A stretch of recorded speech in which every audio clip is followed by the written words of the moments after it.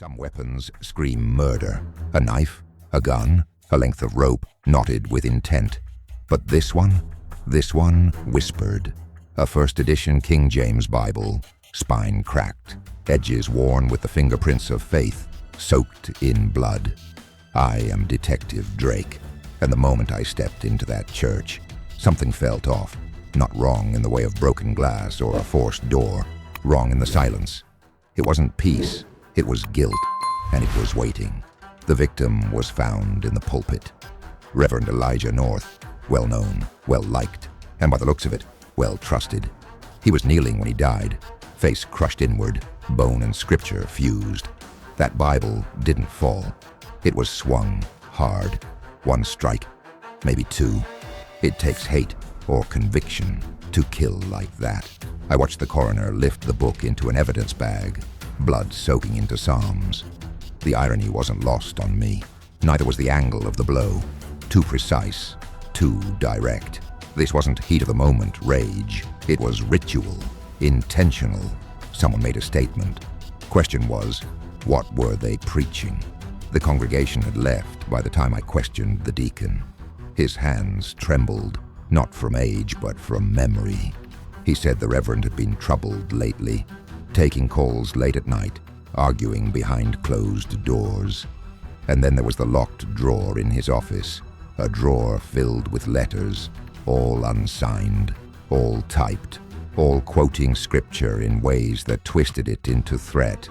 They spoke of sin, of judgment, of cleansing. One even quoted Revelation verbatim. The letters had been coming for months, but Elijah never reported them. Why? Maybe he knew who sent them. Maybe he thought he deserved them. That night I went back to the church, alone.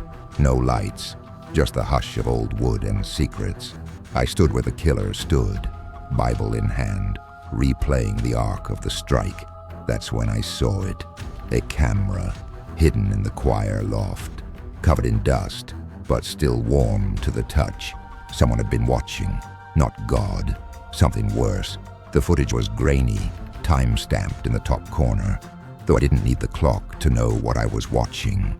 The killer walked with reverence, picked up the Bible with gloved hands, and knelt with Elijah before delivering the blow. It looked like prayer. It looked like mercy, but it was murder. I recognized the posture before I saw the face. Head bowed, shoulder crooked from an old injury. It was the deacon, the same man who told me Elijah had secrets, the same man who shook with either guilt or grief, or both. He hadn't killed the reverend out of hate. He did it because he believed Elijah had strayed too far. The letters were warnings. The sermon was the execution. I arrested him the next morning in his garden, hands in the soil like nothing ever happened. He didn't run. He didn't cry.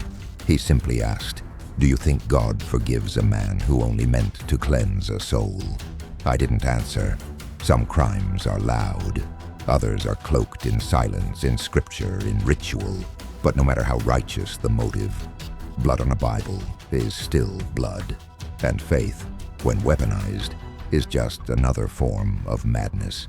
That book once saved lives. That night, it took one. And I've learned, sometimes the holiest places hold the darkest confession.